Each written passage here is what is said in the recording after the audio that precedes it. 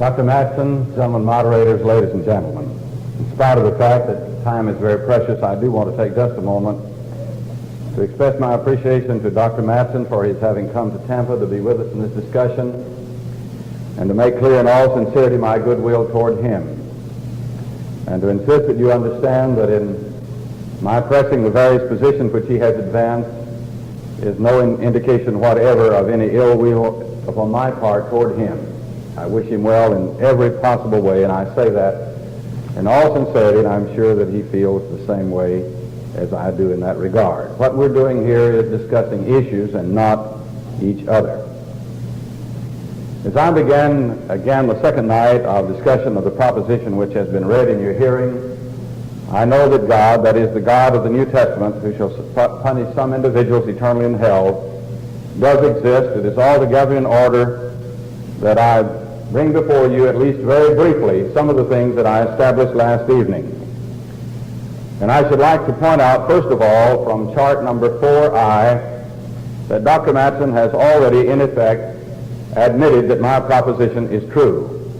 I pointed out this argument last evening in the light of his admissions of the questions of the first evening, that no human being now living or any human being in the past was ever born of any ape or other non-human thing, nor was any human being now living or that has ever lived on earth ever transformed from any ape or any other non-human thing.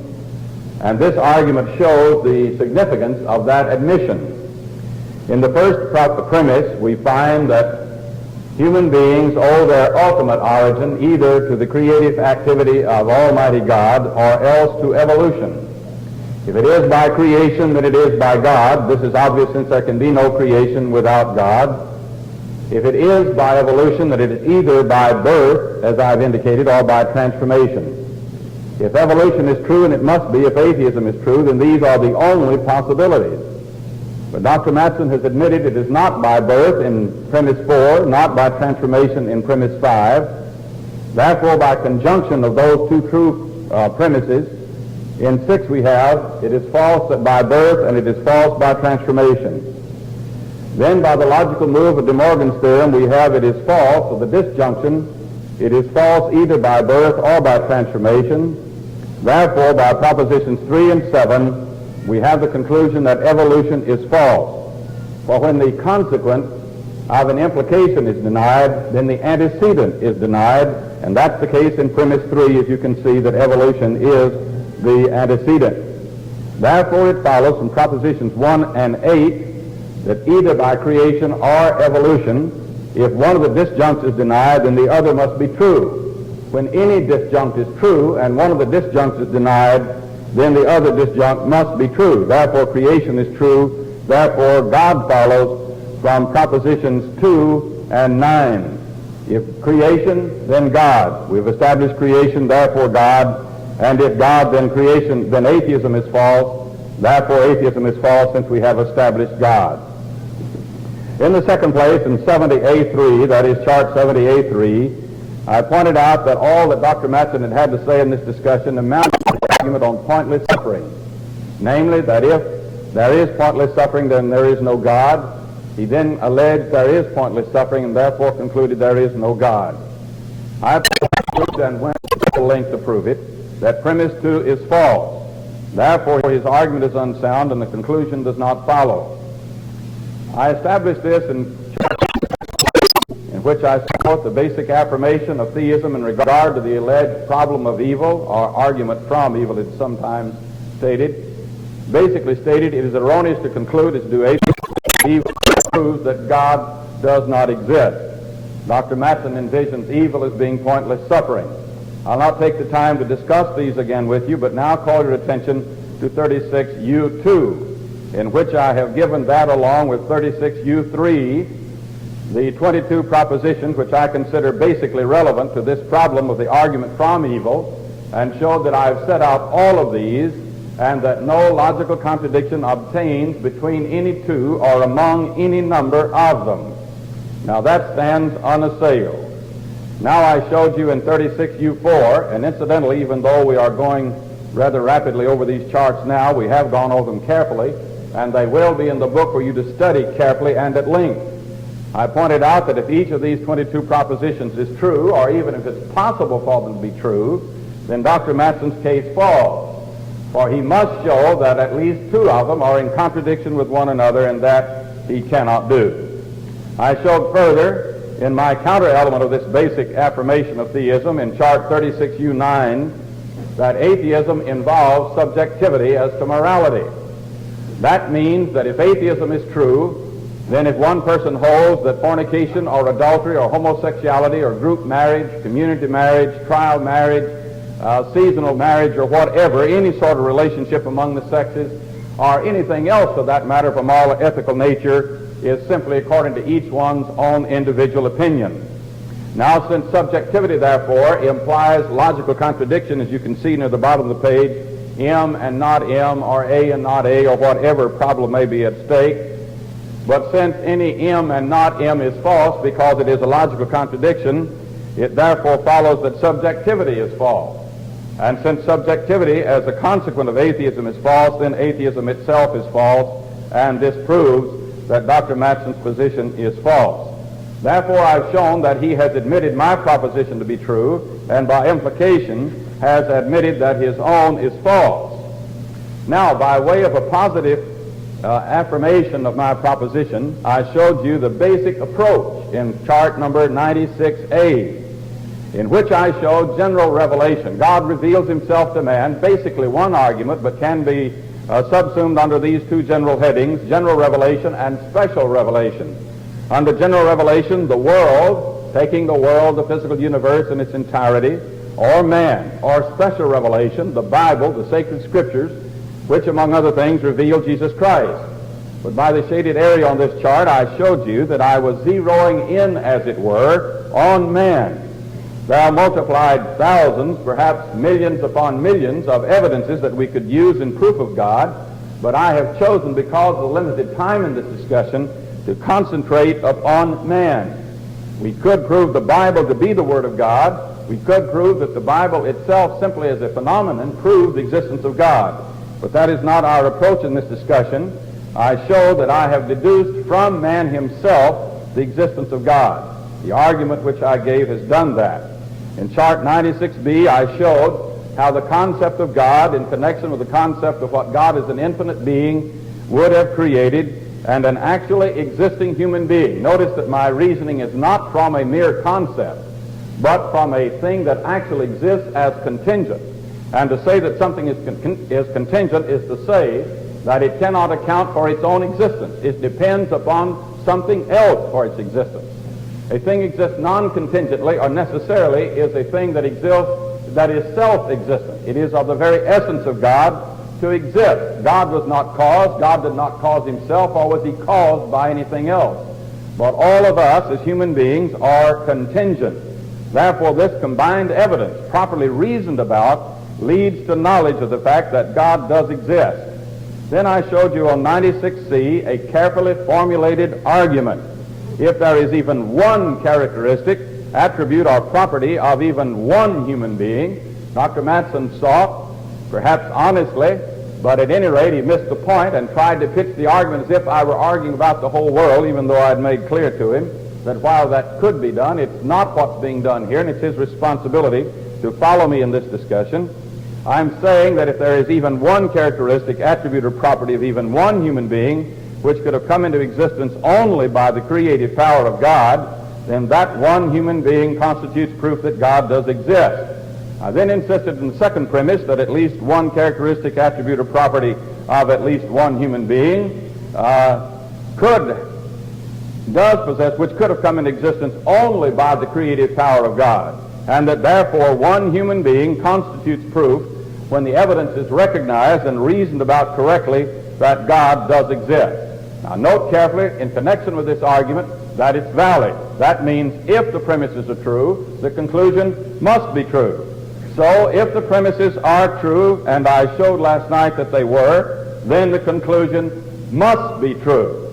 Now I showed you in connection with 96D the importance of the circulatory, respiratory, or the cardiovascular system of each individual human being. I showed that a man with his nose and mouth taped up could not survive longer than 5 minutes. Then on 96E, I showed you the circulation of the blood between the heart and the lungs and the rest of the body, showing that man cannot live without this interchange of oxygen and carbon dioxide for more than 5 minutes. And I indicated on 96F and succeeding charts the details of this gaseous interchange of oxygen and carbon dioxide, showing that it simply could not have been a result of evolution, and therefore it demands the existence of God. Now, in response to these matters, Dr. Matson showed the utter falsity of his own position and the truthlessness of mine by his complete failure to deal with the eternality of matter, with the matter of life from non-living matter, with human life coming from non-human life. And let us note now chart number 38F. Number 38F, in which we will look at the fact that a given Dr. Matson's position at one time there was only non-living matter. Then there had to be the step from non-living matter to living matter, but which was not yet human. And then there has to be the step from living matter, which is non-human, to living matter, which is human. And I pressed him on the point not to talk about when, but how this occurs. How is the move made from non-living matter to living matter, and from living matter which is not human to that which is human? There has to be this moment in time at which there is a change from human or from non-human to human. And there is simply no way that he can deal with this. Let us now add to that same point the evidence of the human reproductive system as you find on this chart. That which is living or non-living and non-human, then living but non-human, but without human sexuality. Now let him explain how the human reproductive system has come along with the fact of human life and the identity of human beings as human beings. I've already defined both God and human beings in some detail. Now I want to turn to the next argument that I will give in the sustaining of my case. What I have shown thus far is that God is the self-existent, the non-contingent being, based on the implication of the fact that we as human beings exist contingently. Now I've established that. I did that in detail last evening. Now on chart 36Y, I note in the second place that God is good. The goodness and the severity of God in relation to the atheist argument from evil. But now let us look at the fact of the goodness of God from what the Bible says about it. We're talking in this debate about the God of the Bible, just as a matter of fact we were in my debate with Dr. Flew. The goodness of God. The Bible teaches in 2 Peter chapter 3 verses 9 and 10 that God is not willing that any should perish, but that all should come to repentance. He does not want a single person to perish. He loved each one of us so much, every person in this world, of every nation. God so loved the world that he gave his only begotten Son, that whosoever believeth on him should not perish, but have everlasting life. And the Lord Jesus Christ, we're told, Philippians chapter 2, have this mind in you, which also was in Christ Jesus, who existing in the form of God, counted not the being on an equality with God a thing to be grasped, but emptied himself. And 2 Corinthians 8 and 9, though he were rich, yet for your sake he became poor, that ye through his poverty might become rich.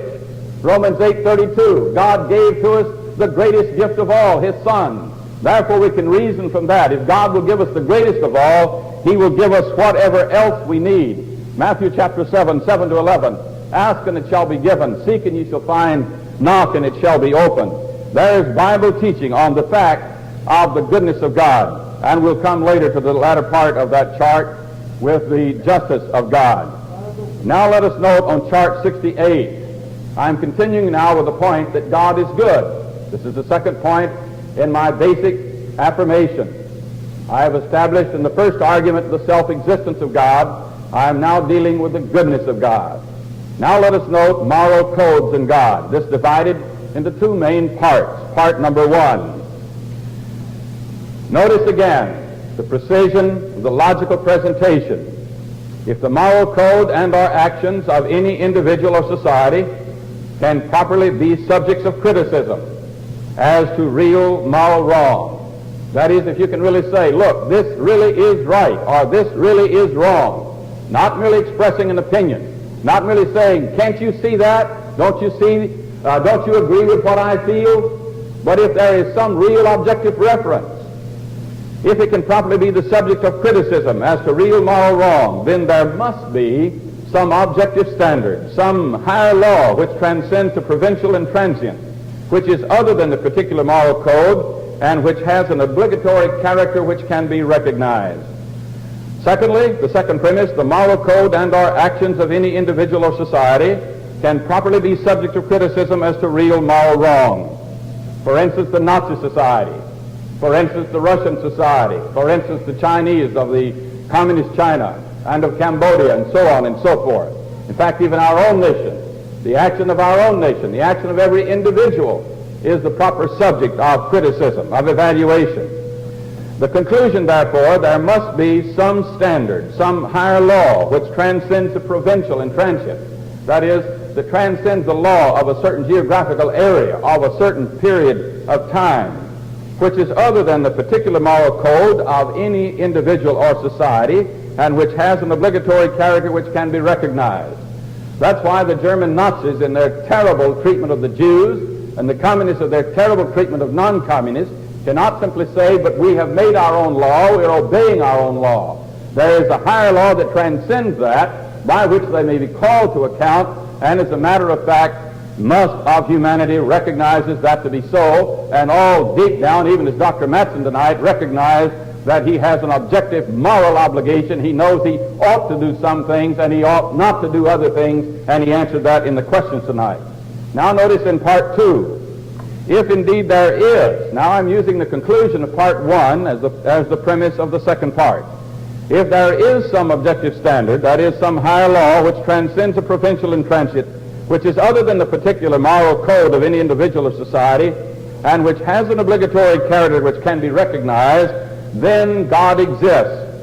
There is some objective standard, some higher law which transcends the provincial and transient, which is other than the particular moral code of any individual or society, and which has an obligatory character which can be recognized. Therefore, God exists. Now, Dr. Matson, I suggest that you take this argument up and deal with it item by item, that just a wave of the hand with a sort of an aside will not answer it. It is formulated very carefully and precisely, and it merits that kind of attention. Now notice in chart 68K, Dr. Matson said he didn't want to talk anymore about the Nazis, and I do not blame him if indeed I held a position which he does, for he has no basis upon which really to say that they did wrong. They said we did right. He says, no, I feel you did wrong. They have just as much to say what they feel as he does to say what he feels. Their defense was, our government demanded it, our law, we felt it was right. We were doing the right thing, just as the communists, no doubt in Cambodia, feel they're doing the right thing to eliminate all non-communists. But they were accused and tried and convicted on the basis of a higher law which rises above the provincial and transit, and that must be the law of God. Notice in chart 68M, moral progress and moral degeneration. Notice the law of Germany prior to 1933. The people of Germany were under it. There was moral degeneration to the time of their living under the Nazi regime, the law of Germany of 1933 to 45. Following that, there was moral progress. The Germany of today is not the Germany of Nazism, but the Germany of Nazism committed terrible crimes, and they were tried by higher law. Notice up in the middle of the chart, the higher law which transcends the provincial and the transient, as Prosecutor Jackson indicated. And as Henry Kissinger in another statement indicated, as I recall, recorded in Time magazine, indicated that some nations violate the fundamental standards of behavior. There is no way you can explain this. There is no atheist who wants to get away from objective reality. He wants to claim objective moral behavior, but he has no basis for doing so. The only basis by which the Nazis could have been condemned is the fact that there is a higher law above the law of Germany, and that law could be only the law of God. Chart 68N. Well, we'll continue along this point and we'll have more to say just a little later.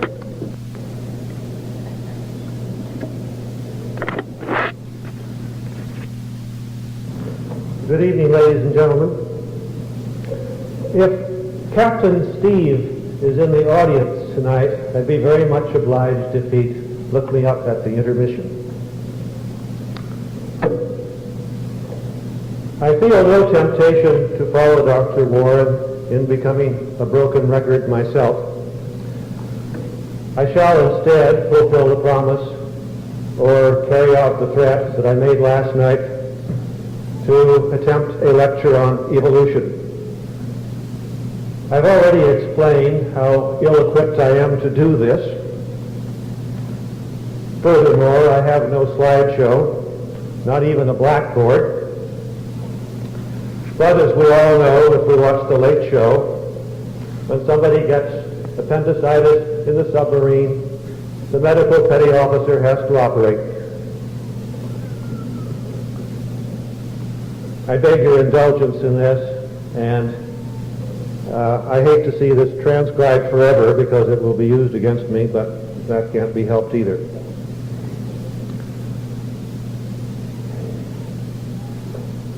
I did make some remarks last night about evolution being a carefully worked out cooperative attempt to explain certain facts which could not otherwise be explained in any plausible manner. I shall now try to expatiate on what those facts are. I shall divide my lecture into first some talk about the evidence or the facts that need to be explained, the various attempts to explain them, and then I shall give an overview of conclusions. In all this, I shall attempt to give some answer to Dr. Warren's questions about the eternity of matter and all those things that I have been again accused of simply ignoring. All right, now, as for evidence, we can distinguish this into, or at least I have distinguished it into three general classes. Evidence accessible to all of us. Second, the evidence of geology that I suppose isn't accessible to all of us except insofar as we go to museums. And third, the evidence which, while it occurs now, has only been noticed by special investigators. Now, to begin with the evidence accessible to us all. This simply consists in nothing more breathtaking or out of the way than the obvious affiliations of the plants and animals that we all see all the time. That is to say,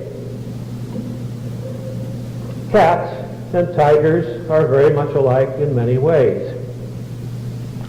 So are salmon and trout. So are the various species of oak tree. So are redwoods and dawn redwoods. Many dogs look like many foxes more than many dogs look like many other dogs. Simple things like this. These have been noticed by everybody since people have been noticing anything. And is sort of enshrined or encoded in the commonplace remark, I don't know who first made it, that nature makes no leaps.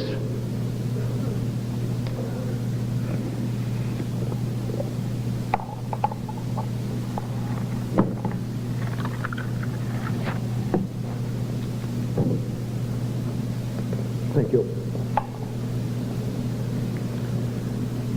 Serious and systematic attempts to study the affiliations of nature begin, I think, with Aristotle. Dr. Warren doesn't like me to bring up history, but I'm going to do it just the same.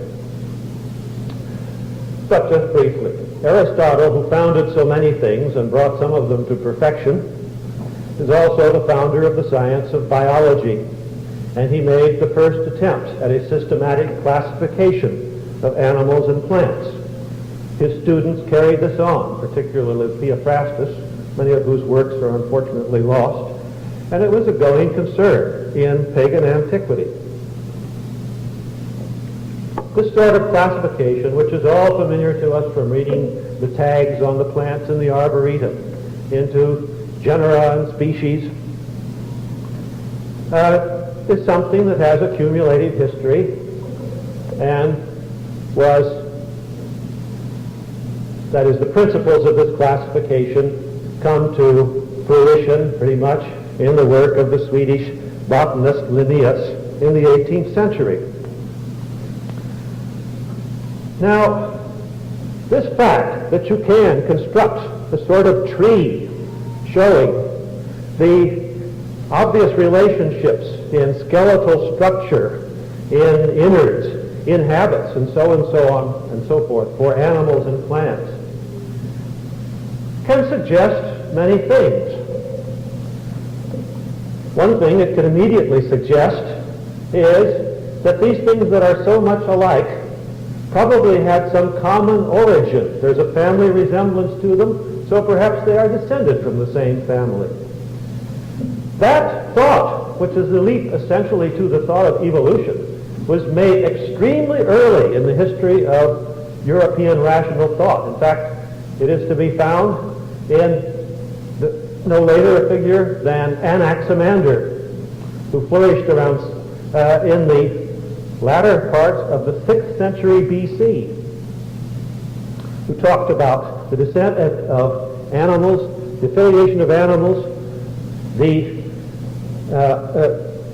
transference of life from the sea to the dry land, and the evolution of man. It's amazing when you think of it. But another thing that can occur to you is not that these have a common descent, but that they just do form some kind of great chain from the lowest to the highest, from the inorganic matter to the worm, and from the worm to the cow, and from the cow to man. Unfortunately for the history of science, Aristotle tended to adopt that view. He was impressed by the fixity of species, that is, that the species breed true, and he felt that views like those of Anaximander were a rather irresponsible speculation.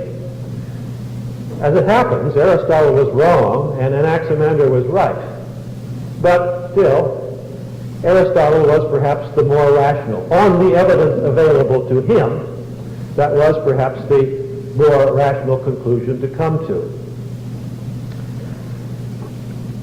His view was that all these things had existed in pretty much the same form forever. There was no beginning.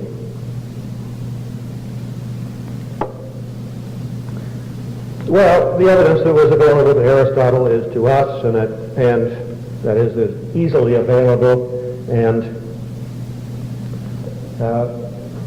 hasn't been either added to or subtracted very much. I come now to the evidence of geology.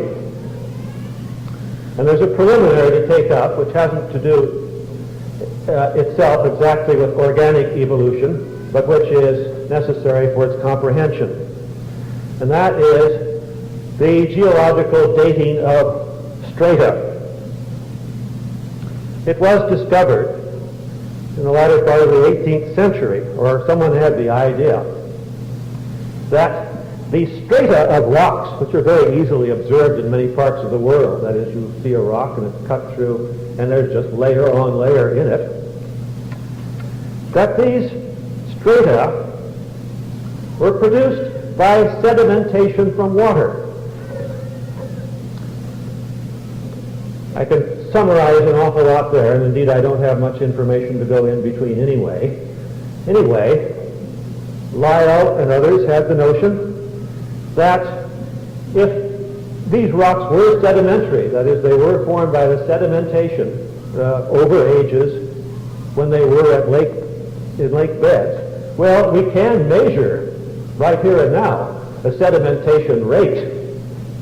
And so by extrapolation, we can find out how long it took to form those strata.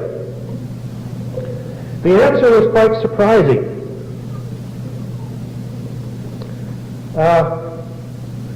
Even as early as Buffon, the French naturalist, it was thought that Buffon published figures which he thought that perhaps the age of the earth must be as great as 70,000 years. And in unpublished notes, He even suggested 400,000. I think those notes were unpublished because even the 70,000 led to such a great outcry.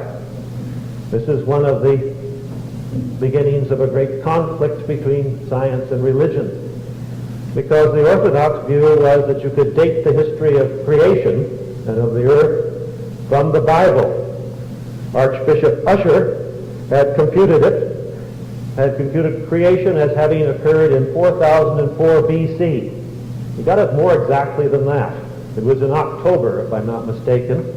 It seems to me October the 12th, so maybe I'm mixing it up with Columbus Day, but I'm pretty sure it was 10 in the morning.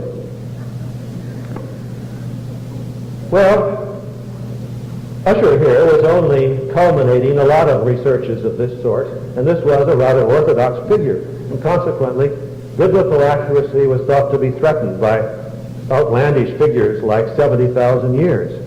Nevertheless, in spite of opposition, this view, at any rate, got established in the scientific community, namely that the earth is much, much older than one would judge by simply totting up the generations in the Bible. The second point I have to notice in terms of geology, and here I come to direct evidence for organic evolution, is that not only was it discovered that one could reasonably date strata, but it was also noticed that these sedimentary strata very often contain fossils. You all know what a fossil is. A sort of calcified outline or mold of some living creature, usually, but not always, of the bony parts, which you can simply chip out of the rock and very carefully clean out and look at. Our museums are full of these. Since these fossils occurred in sedimentary strata, it was possible to give them some highly probable dates. I must emphasize that there were very many fossils. They're not at all uncommon. You don't have to search very far to find fossils. But something very interesting was noted about these fossils, namely that many of them, the vast majority of them, have skeletal structures, or show skeletal structures that are not identical or even very similar to the skeletal structure of any presently living creature. Now, they were pretty obviously the remains of living creatures. They were, after all, skeletons, most of them, and some of them complete outlines, such as of fish or plant leaves or whatnot. But they couldn't be equated with present-day trout or oak trees or whatever it might be. So the conclusion was just about inescapable that these were the remnants of life forms that were now extinct, that had existed way in the past, but no longer did. Correlative with this is the failure to discover in the lower strata any or very many fossils that could be correlated with present-day creatures. No men, or even very man-like creatures. Nothing resembling very much, at least not obviously and grossly in size and everything else, a modern horse, etc. Now this, notice, was what first gave strong support. In fact, it would seem to me overwhelming support. You could hardly include anything else but that the fossils, the vast majority of the fossils, were the remains of creatures that used to exist but didn't any longer, but the creatures that exist now didn't used to exist. So there had been some change in the population of the earth. There are no longer any dinosaurs, that's perfectly clear, but there are plenty of dinosaur fossils. This gave a great impetus to the notion that Anaximander had first formulated, that the relation of living creatures is not that of so to speak, ornaments on a static Christmas tree, but rather of the very growing tree itself.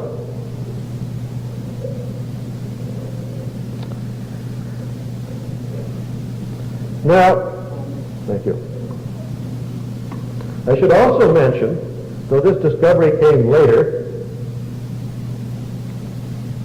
because the remains in question are quite rare, unlike most fossils. The fossils include bones of creatures that were more man-like than present-day chimpanzees, but more chimpanzee-like than present-day humans.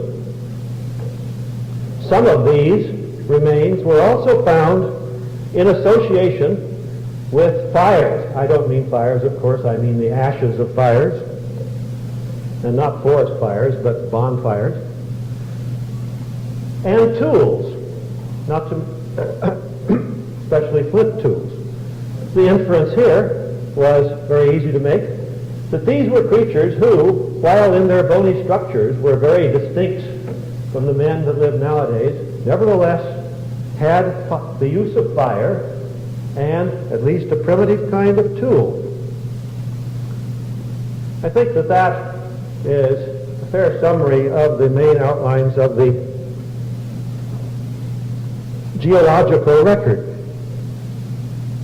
And all of this was discovered by the beginning of the present century, though of course discoveries here continue to be made, and indeed somewhat astounding ones, such as those in the Olduvai Gorge in Kenya, which has greatly increased our knowledge of primate evolution and consequently of the descent of man. The third thing I'd like to mention is some observations that were made by Charles Darwin when, in his circumnavigation of the world with the Beagle as resident naturalist, he spent a lot of time in the Galapagos Islands. The Galapagos Islands, as you know, off the coast of South America, are rather far out at sea and rather far removed from each other. Darwin studied the fauna of the Galapagos, many of the forms of which, I think most of them, are not exactly like those found on mainland South America, though all of them resemble existing South American forms rather closely. He not only noticed this fact, but he noticed that the forms of certain animals, especially finches and frogs, differed from island to island in the Galapagos. The beaks of the finches, for example, tended to be quite different on one island from what they would be on another. And this was also correlated with different diets of the finches on one island and another. The idea struck Darwin that perhaps these were the beginnings of species. His great book is called On the Origin of Species, and it was there that that idea struck him, that perhaps just, so to speak, leave the interbreeding population to itself for a while. It will take off in different directions, depending on certain factors being found here that aren't found elsewhere, etc. I think I have a moment left. Well, according to my reckoning, only half a minute, and this is a good place to stop. I'll continue with the attempts at explanation in my next presentation. Thank you.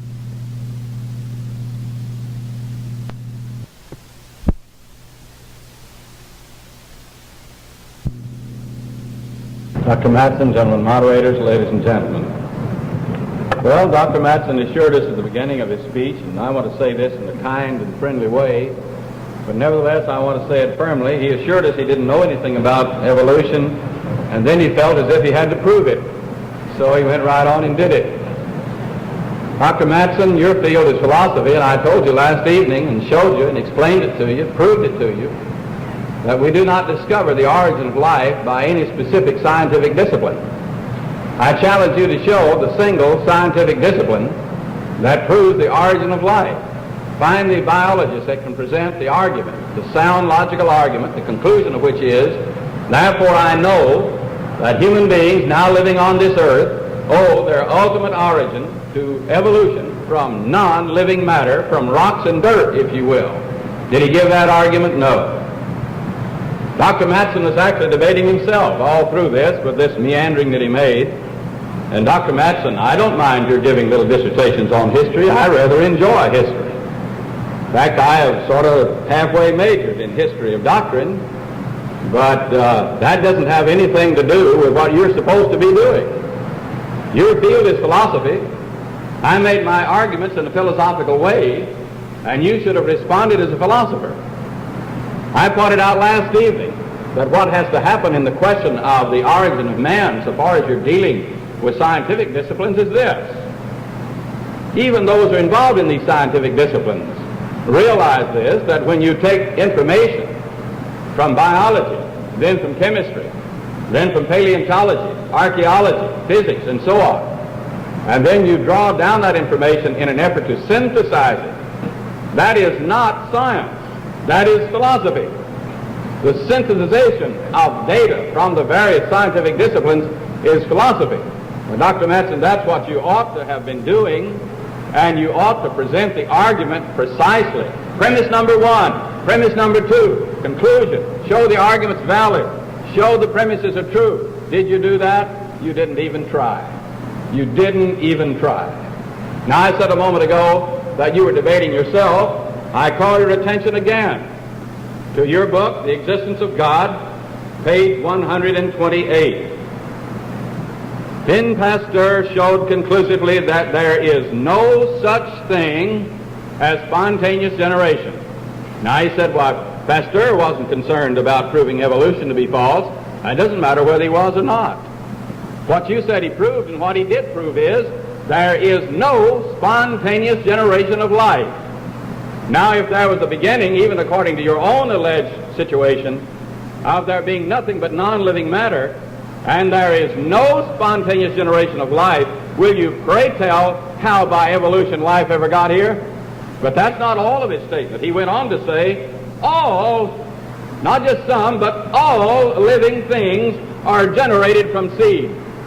Now, Dr. Matson, I'm going to give you a kind and loving challenge to take your own book. I'm going to leave it right here for you, and I want you to read this statement and explain it to the audience to fit with the speech you just made. Will you please do that?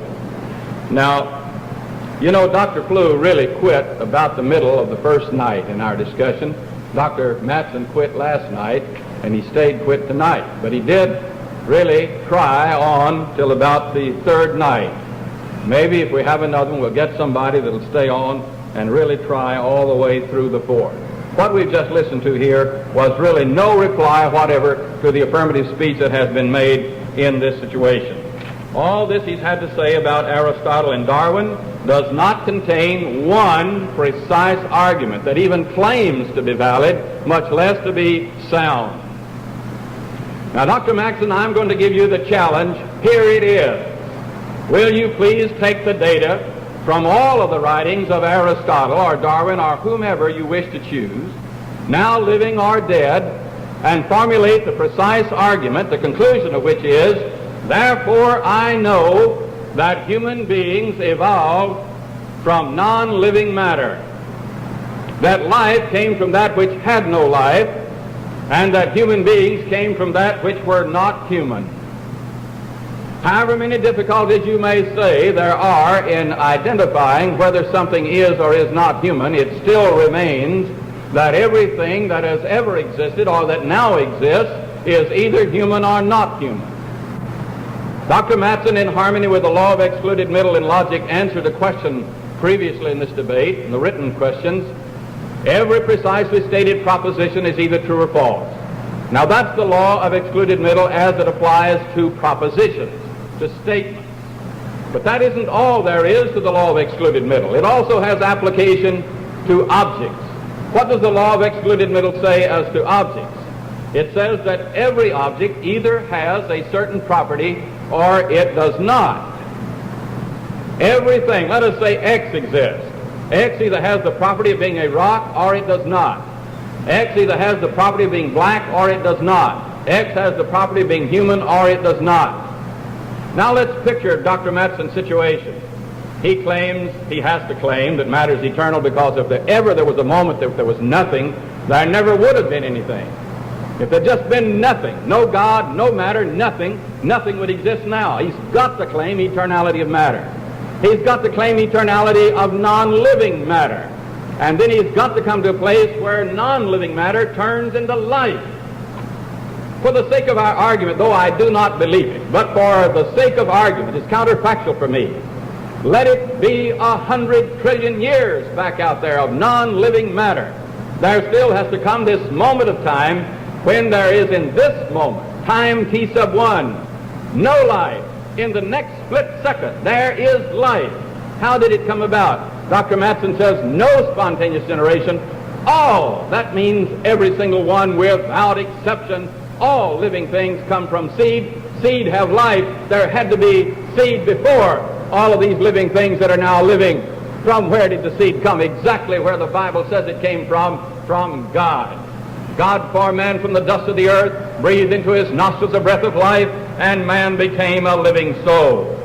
I want you to note then in connection with this speech that Dr. Matson's admission, no spontaneous generation, all living things from preceding seed. He does not talk about the mechanism of evolution. He does not talk about the how. He wants to talk about the when. Way back in history, he wants to give us a discourse in history, which has nothing whatever to do with this. Dr. Matson, you can dispense with all of that, however entertaining it might be for all of us, and tell us how that which had no life came to live, and that which was living but was not human came to be human. You cannot solve your problem by just saying nature has no leaps. My friend, if your theory is true, there is the change of something here in one split second is non-human, and in the next moment it's human. Somehow or other there's something that's not human, and then in the next instant there's something human, whether it's by birth or transformation, and you've already given up both of those, unless, like so many other things, you want to take that back because you're only kidding about it. Dr. Matson, you ought to get a sign, or have somebody to hold up a sign that says he means this statement, and then have somebody else to hold up a sign with another statement and say he doesn't mean this one. There is no fossil record which supports evolution. Dr. Matson, I challenge you to give it. There is no actual geologic column in the world. It is only a fabrication of various men who hold the atheistic position. They must have evolution to fix it. So here is what happens. In some places it's even upside down from what it's supposed to be. They involve themselves in circular reason. How do they know how old the rocks are? They measure the rocks by the fossils and the fossils by the rocks. That's like saying, is A true? Yes. How do you know? Well, B is true. But how do you know B is true? Because I know that A is true. You see, all that he's said has nothing whatever to do to get him out of the problem of the eternality of matter, which is false, life from non-life, which is false, human from non-human, which is false. All right, thank you. Now, Dr. Matson, we don't deny that change occurs. We don't deny that some things have lived and gone out of extinction. There are even some things now in danger of going out of existence. Why, we even stopped the dam, or had the government to stop a dam in Tennessee because the little minnow might go out of existence. But would that prove that human beings came from rocks and dirt? If 1,000 years from now there were no snail darters up in the Tellico Dam, would it, Dr. Matson?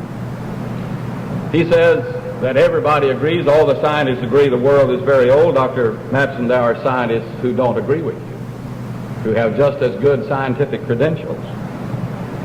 There is no argument he's given. There is no real documentation. There is no valid, sound argument. Some things have disappeared, so what follows? He hasn't given any argument on that. Incidentally, Dr. Matson, are you aware of the fact that there are dinosaur tracks and human tracks in the riverbed of the Biloxi River at Glen Rose, Texas? What about considering and discussing that for us? Dr. Matson said he didn't know anything about evolution, and he proved it, and I suggest, Dr. Matson, that both you and I get back to discussing these matters from a philosophic basis. We can take information from the scientists, but let's discuss it as philosophers. Darwin did not prove life from non-life. Darwin did not prove human from non-human. Darwin did not prove the human cardiovascular system by evolution. Darwin did not prove human sexuality from that which had no human sexuality. I dare you to try to formulate from Darwin's writings a precise, logical, sound argument, the conclusion of which is that I know that man, with all of his intricate cardiovascular system, his digestive system, his eliminative system, his reproductive system, have come by pure blind chance from non-living rocks and dirt. Well, friends, that takes care of that if ever a speech was taken care of. I've been in a number of these, and if ever I felt that anything had been destroyed, I've destroyed that. Now back to my speech in the affirmative. All right, thank you. I want to turn again to chart 68N and continue, in spite of the fact that Dr. Matson does not wish to discuss these matters and their implications. I am on the fact of the matter that God is good and God is just. In chart 68N, we have shown you here the law which rises above the provincial and transient, the law of England. Dr. Flew and I discussed that. He's an Englishman. He recognized that English law had no jurisdiction over the Germans. I recognize that American law had no jurisdiction over the Germans. Upon what basis, then, were those men tried, convicted, and some of them executed, and some put in prison for life? Because we recognize that there is a higher law, a law that is objective, a law that pertains to right and wrong without regard to what any of us think about it.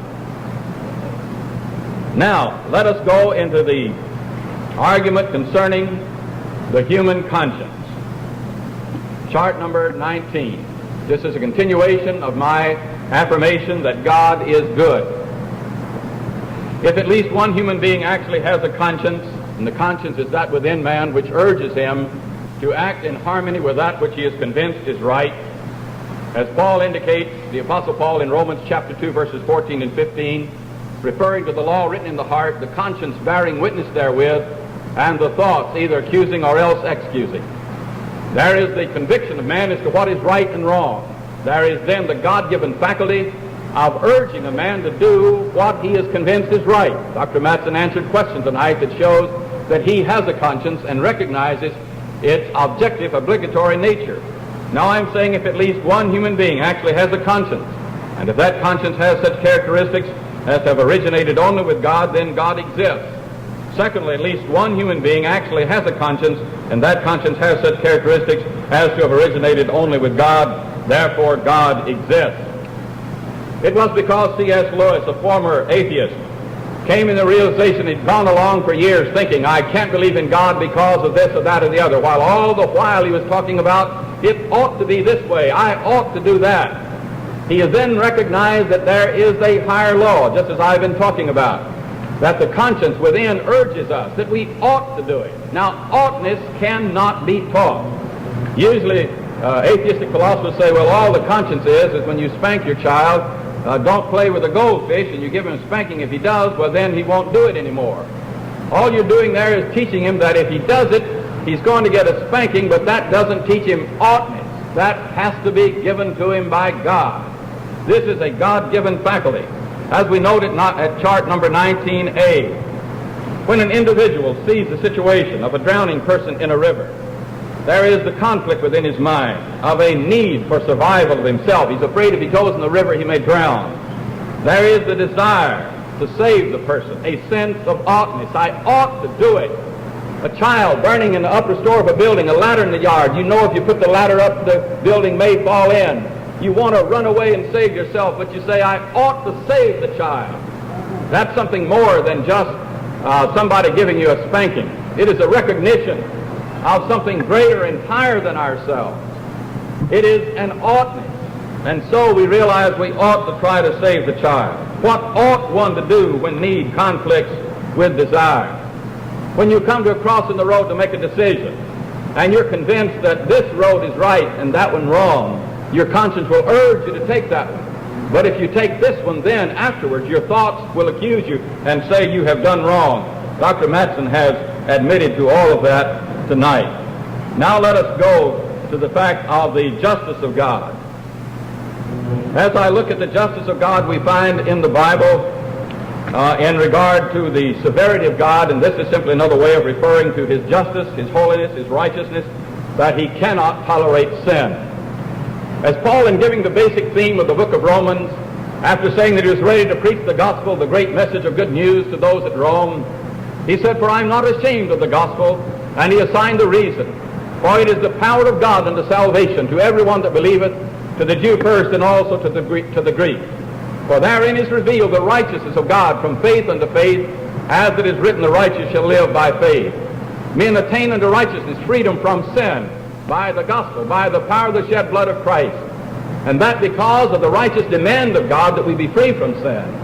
That God, being the infinite God that he is, not only infinite in power and knowledge and presence, but infinite in justice, that he cannot tolerate sin. And we have no platform from which we can stand to evaluate the enormity of even one sin. What ought to be the just result of sin, unless God would tell us. And God has told us. He has told us by the price it takes to get us out of it, the gift of his Son on the cross, and the price that it will take if we lose our soul, the retributive punishment, what we will deserve, the wage of sin that we have earned, according to Romans 6:23, to be separated from God in everything that's good once and forevermore. Paul says in Romans chapter 11 and verse 22, "Behold then the goodness and the severity of God." And he made clear the goodness of God is toward those who will hear and obey him, and his severity, his justice, if you will, against those who reject him. Notice in chart 36, Y1, the whole case that Dr. Matson has here, and how I could pray that he would see that there is no conflict. Maybe if he could see this one point, he would see then that God does exist, and turn in repentance to become a Christian. All of us, whether we're religious or not, must recognize the Bible. Christianity is the religion of biblical authority. And how I could wish that Dr. Matson would recognize not only God, but the Bible to be his word, Jesus Christ his Son, and that there is no conflict whatever, there is no incompatibility between the love and the goodness of God and the severity of God. I could not worship God if he could tolerate sin. If, like some wicked drunkard fornicator or murderer of the street, who out of his drunkenness and having been on drugs would fall in the gutter in degradation, could simply tolerate any and every kind of action. A person would say, it doesn't matter to me how degraded you are sexually, how degraded you are in lying or not telling the truth. To tolerate that is to be not good. There would then be a conflict between the goodness of God and the justice of God. The justice of God demands the punishment for sin, that he cannot tolerate sin. We could not know what the justice or what that punishment ought to be if we did not have the revelation of God. But we're discussing here tonight the existence of God, not the details of all of Bible teaching about it. Now then, the results of atheism are terrible indeed. In Romans chapter 1, verse 18, after Paul had made clear that the evidence of God is right before the eyes of everyone, his everlasting power and divinity are made known by the things that are seen, he then showed in regard to those who turned away from God, 3 times in that chapter he said, wherefore God gave them up, in giving a list of the terrible and heinous crimes that were committed. My brethren, our nation, our educational system, our very well-being in this nation is being jeopardized by the doctrines that are being taught by such men as Dr. Matson in our state colleges and universities and schools.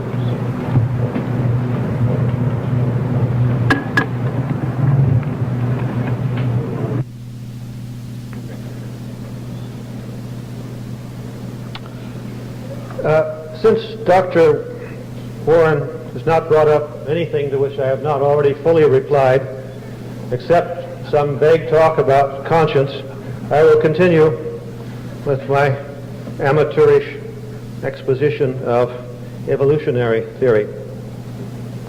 I think I might as well say that I regard it as a great impertinence for Dr. Warren to tell me that I have no right to talk about evolutionary theory or biology when he himself treats us to so many charts about it. I presented in my last presentation the kind of evidence for evolution that was available by the middle of the 19th century, by which time it had accumulated to such an extent that no serious student of the subject had any doubt that evolution had occurred. The only question was how. It's important to notice that Darwin's fame really lies in his being able to give a satisfactory account of how evolution occurs, and not that he thought up the whole idea from the beginning. The theory that existed before Darwin was that of the French biologist Lamarck. He saw that there is evolution. He tried to explain it by saying that in every organism there is an innate drive to perfection, and that organisms evolve because the given individual acquires certain characteristics and passes it on to his descendants. That is, to take the stock illustration, giraffes have long necks because there were some short-necked giraffes who, however, by reaching for leaves higher and higher, lengthened their necks. They simply stretched them. And the baby giraffes from these giraffes, had longer necks, and so on. He also thought that spontaneous generation is rather frequent. The difference between Darwin and Lamarck, and why we are Darwinians and not Lamarckians anymore, is this: not that there was no disagreement between them about the fact of evolution, or about the gradualness of evolution also. Geology was beginning to give a time scale sufficient to accommodate the gradualness necessary to account for the evolution of very complicated forms such as us. Where he differed was that he thought there was a common descent of all life. This was a kind of intuition that Darwin had, the common descent from one or at least a very few proto-ancestors of all living things. That is, in the phyla at least, say all present-day insects, there are thousands and thousands of variations, probably can be traced back to one original insect. Well, insects are not a phylum, but I told you that I'm just an amateur. He thought that all animals have this common descent from ideally just one animal, but at most 5 or 6. And he explicitly said that this includes man, which of course caused a great outcry. Darwin's great claim to fame, though, is in his propounding and acquiring cumulatively overwhelming evidence for a mechanism of natural selection, a mechanism of evolution, namely natural selection working upon spontaneously arising variations in a population. As I explained last night, what evolves is not the individual, as Lamarck thought, but the gene pool, the interbreeding population. Darwin's idea was that variations arise in this pool from unknown causes. They were unknown to him, but he demonstrated their existence. That is, the fact that there are variations, though he couldn't explain them. Some of these will be disadvantageous. The individual who has them will be handicapped in the struggle for survival. Other of these variations will be advantageous. He'll have a head start on his competitors. Those who have the head start will tend to have more descendants. More of them will reach breeding age proportionately, and they will have more descendants.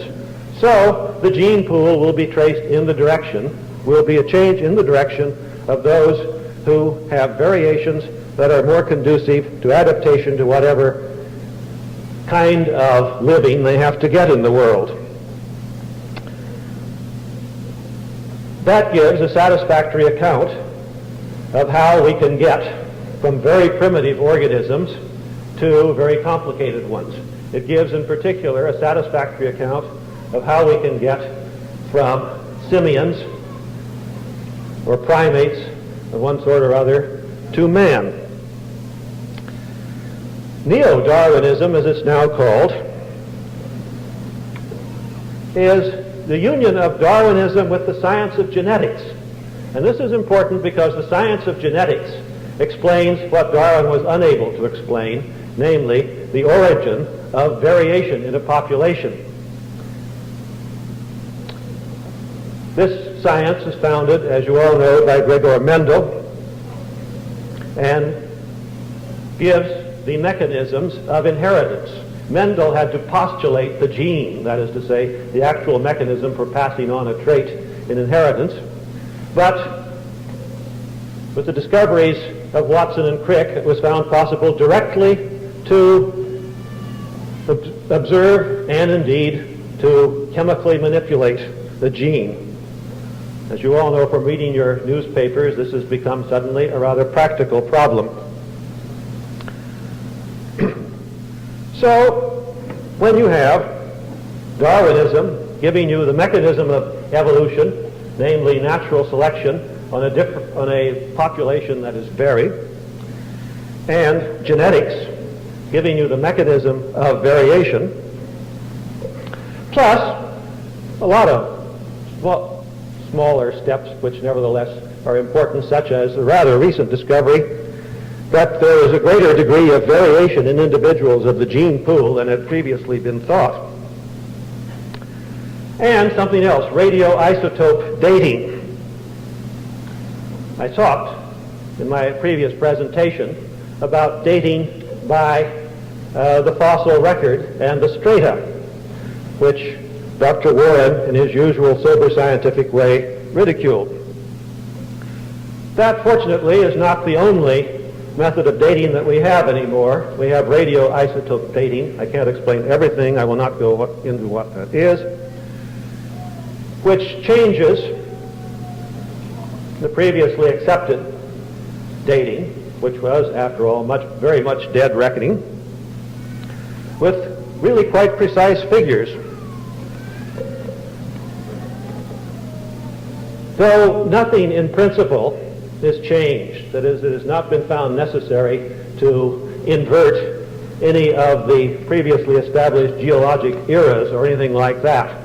In general, it's been found necessary to stretch it out a bit, which is, of course, an advantage to evolutionary theory. It gives you even more time. Well, all right. Neo-Darwinism gives to all competent investigators of these matters a thoroughly satisfying explanation of the evolution of the life forms we have with us today. There are others that I will mention for the sake of completeness. There is the theory of pre-formation. I associate this with a man named Gross, though I don't think he was the originator of it. This was the theory held, I think, in the middle of the 19th century, that the creation of the world indeed did occur in 4004 BC, as Archbishop Usher had calculated, but God created all the strata with all the fossils already in them. This view, I don't think, has any further adherents. Then fifth, this was a new one to me, I just heard it a few minutes ago, the fabrication theory, that all this is simply invented by wicked scientists who are seeking to lead good Christians astray. I have heard of similar theories. For example, the view that the earth is really flat and shots taken from orbiters of the earth and so on are fabrications made by the scientific clique that's interested in deceiving us all. I really did not expect to encounter that, not even after what else I've encountered in this series, but there is just no limit to what you can find if you wait long enough.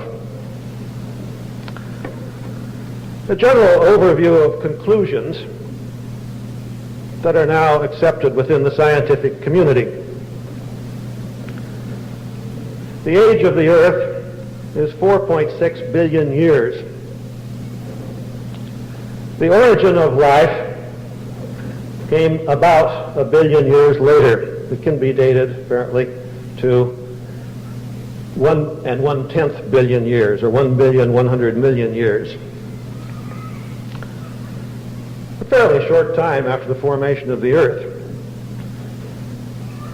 Multicellular plants and animals, that is, creatures that have more than one cell,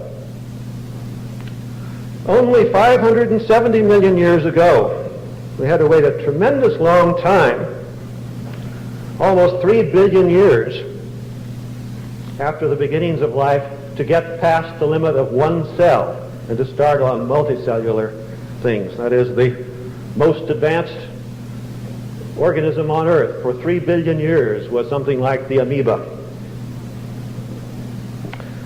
Mammals come only 200 million years ago, and then less than 1% of the era of mammals sees what we can recognize as men. If Dr. Warren presses me on this point, okay, Homo erectus, who was human, arrived on the scene, what's today, September 14th? September 14th, 1,800,000 BC. Does that satisfy you as a precise answer, Dr. Warren? And preserves the wonderful law of excluded middle. The use of fire by these creatures has been known for less than a third of their overall lifespan, namely 500,000 years. Neanderthal man, who is essentially similar to modern man and could doubtless interbreed with him, 100,000 years ago, of extremely short time, a snap of the finger or less when you're dealing with figures of this magnitude. And agriculture, and consequently civilization as we know it, only 1/10 of that time, 10,000 years. Now, it's the question that I've been asked again and again, or challenged about, though I'm not supposed to talk about biology, the question of how life could have arisen from non-living matter.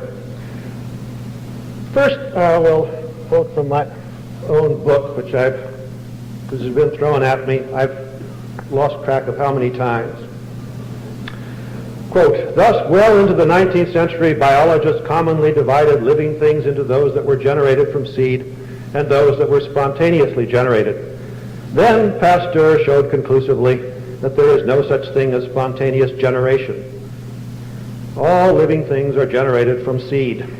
I don't have to take anything back here. I didn't bring this, I notice that I providentially used the present tense here. He showed conclusively that there is no such thing as spontaneous generation.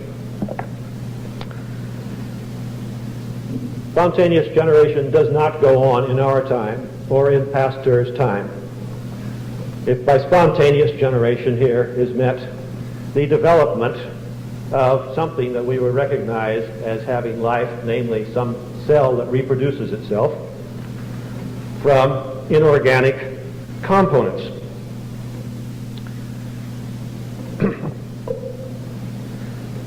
Life originated in this way 3.5 billion years ago in the form of what are called anaerobic bacteria. Anaerobic bacteria, some of which still exist, so we can study them in the laboratory. I mean, they're no big deal. They've gone on all this 3.5 million years. The word anaerobic, as Dr. Warren recognizes, being a Greek scholar, means airless. They're bacteria who are immediately killed by contact with oxygen. Among them are such things, well, I won't say what are among them. Anaerobic bacteria, if they were generated now, would immediately die because there is oxygen everywhere and it would immediately kill them. They can only arise in an atmosphere that is oxygen-free. But the atmosphere of the Earth 3.5 billion years ago was, happily, oxygen-free. The oxygen in the atmosphere comes from the breaking down of water and carbon dioxide by plants by photosynthesis. This is a much later stage of development. I am not making this up or theorizing at random. The actual processes by which this came about are largely understood by actual laboratory experimentation, namely the famous experiments of Urey at Chicago, in which he passed sparks through a flask containing gases which approximated the composition of the primordial atmosphere. And when he analyzed the tars that sank to the bottom of it, lo and behold, there were recognizable, quite large quantities really, of amino acids. Amino acids are well known as the building blocks of all living things, from the anaerobic bacteria up to us. Nobody has yet duplicated in the laboratory the step from the amino acids to the anaerobic bacteria. I'm sure Dr. Warren will triumph that that means that it can't be done, and so on and so forth. And I don't know whether it will be done in his lifetime. It took a billion years on Earth since the soup, as it's called, from which all this started, began to be formed as soon as the Earth got cool enough to have oceans. From amino acids is a fairly small step to the polymerization of amino acids into protein chains. And from there on, it is, in a way, all downhill, although there is much detail to be filled in. As I've said, this is a careful and very carefully worked out cooperative enterprise of untold thousands of dedicated men and women. And I don't think it's something much to be shaken by the sneer that I have got to explain how a monkey mother could have a human baby, or at what moment a monkey out on his walk became human. Thank you very much.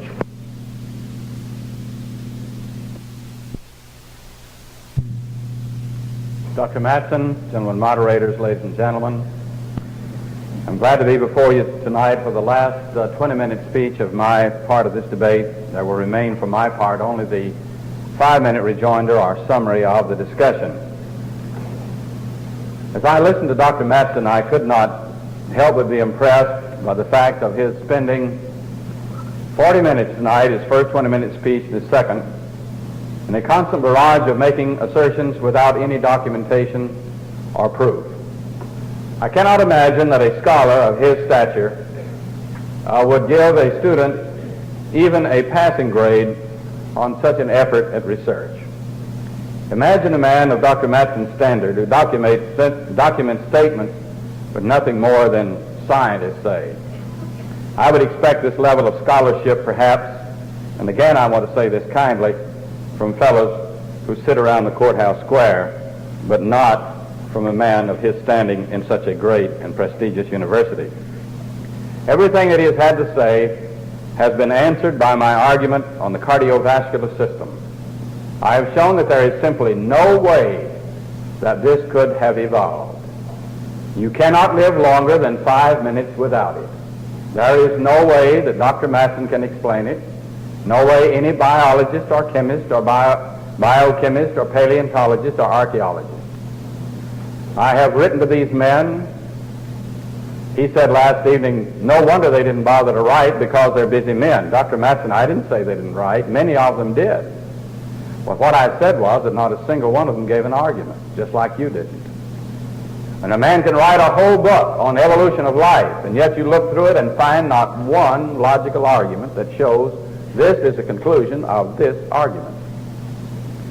Dr. Max Black of Cornell University, professor of philosophy and of logic, has in his book on logic called Critical Thinking a statement near the introduction, or near the beginning of it, in which he quotes from Josiah Stamp in pointing out the value of a logical presentation of an argument, for he says, 400 pages of crowded fact and argument may deceive the very elect, but to lay bare the bones of an argument in 3-line syllogism helps any and everybody to understand it. Dr. Matson has not done that. He now has let his time pass that I will have no opportunity to reply to what he says in his following speech, so he cannot offer new material. Therefore, I submit to you that everything he said about evolution has been answered by what I've said about life from non-life and human from non-human. He has not explained how life has come from non-living matter. He has not given the argument that shows how human beings have come from that which is not human. He has, in fact, admitted in answers to questions, not by birth, not by transformation. And his facetious remark a moment ago does not get rid of it. If he says, for instance, a woman was first on earth, you see he has the problem of saying that there was a woman that was once a woman on earth that was never a baby. Please tell us, Dr. Matson, how she got here. Or if, on the other hand, he says a human baby was on earth before a woman, he has the opportunity or the obligation of explaining how there was a human baby when there had never been a woman. Dr. Matson, that requires a miracle. And in fact, if you say a woman was first before a baby, you're exactly fitting the biblical record. The Bible gives the only record that makes any sense of the scientific facts, namely that God formed man from the dust of the earth, breathed into his nostrils the breath of life, and man became a living soul. And he then took a rib from man's side, formed woman, and gave her unto him. You see, the first human pair came from that which was self-existent, that which had eternal life, and therefore could bestow life. God can bestow existence. You and I have existence. We can change things within nature. But God is the cause of nature. He can bestow existence. Existence was not bestowed upon him. And God bestowed existence upon us. And you can search for 100 million years and you'll never find anything different. And this man, neither he nor any of his colleagues have ever said anything to the contrary. Now, when I indicated that the proper purpose of us gathering here together as philosophers, I did not say that it was wrong for him to consider scientific data, but I indicated that he ought to recognize that what he's doing is not functioning as a scientist when he does it. When he tries to synthesize information from the various scientific disciplines, that's an effort to philosophize, and he's done a mighty poor job of doing it. Now, I want to turn to the last point of my affirmation of the fact that God is one. Now, he will have opportunity to reply to this, even though I won't have an opportunity to reply to what he says to it, except in my 5-minute rejoinder, because this is new material for me in the sense of a formulated argument. God is one. I approve God is self-existent, God is good, God is just, and now God is one. There is one and only one self-existent being.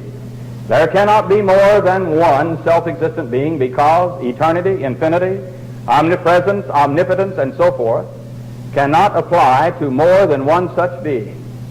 For example, suppose there were two omnipotent beings which could overcome or rule the other. Two such beings would limit and exclude each other and thus render the being of God impossible. Now let us note an argument. Now I'm not just going to talk in general circles, give you a sort of a history of ideas about it.